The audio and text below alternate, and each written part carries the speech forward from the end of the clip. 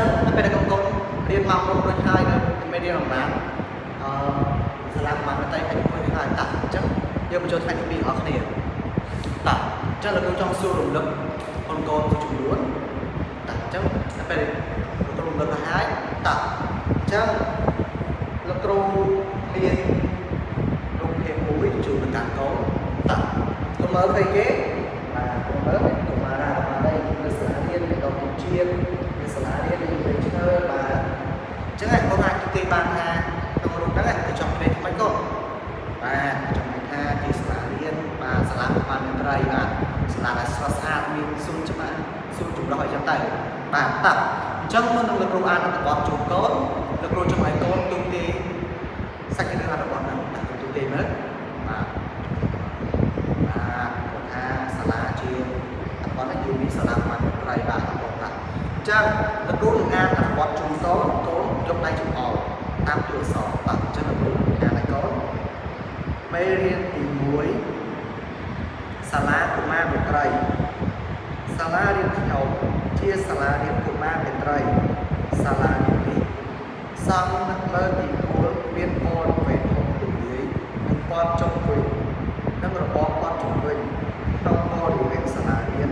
មានអគារ3ខ្នង18បន្ទប់នៅក្នុងទីធ្លាមានដងទូជាតិសួនច្បារសួនកុមារ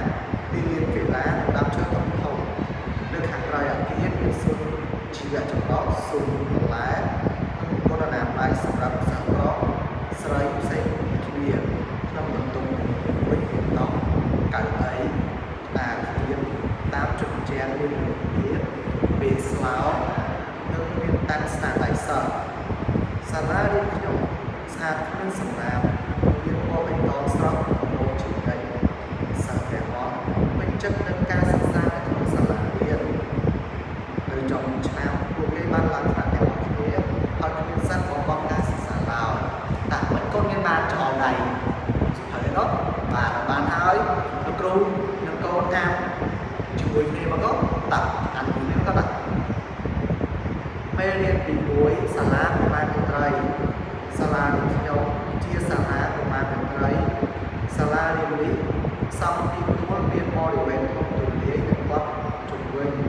ក្នុងបរិវេណសាលារៀនមានអគារ3ខ្នង18បន្ទប់នៅក្នុងទីធ្លាមានដងទូជាតិសួនច្បារសួនកុមារទីលានកីឡានិងដើមឈើធំៗនៅក្រៅអគារមានសួនជីវៈចម្រុះសួនបន្លែនិងមង្គលអនាម័យសម្រាប់សត្វស្រីផ្សេងៗទៀតនៅក្នុងបន្ទប់នីមួយៗមានតង់កៅអីតាគៀនតាមជញ្ជាំងមានរូបភាពពាក្យស្លោក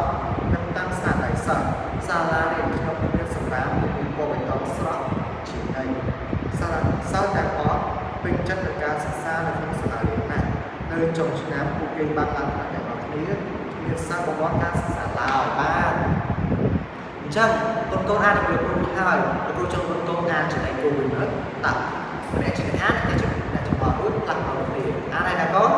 បាទអានហើយតើឥឡូវមានអ្នកស្ម័គ្រចិត្តអានទេតាឥឡូវមើលតាឥឡូវបងគ្នាអានហើយលោកគ្រូមកសម្របសម្រួលចម្លើយឲ្យកូនបានស្ដាប់មើលនឹងមិនណាកូនបាទតាអញ្ចឹងកូនខ្លះទូទាយថាគេសាលាហ្នឹងអត្ថបទហ្នឹងវាពីសាលាបានប្រៃបាទអញ្ចឹងលោកគ្រូមានសម្របសម្រួលឡើងថាអត្ថបទនេះគេចង់និយាយពីសាលាកុមារមន្ត្រីបាទត្រូវមែនតើ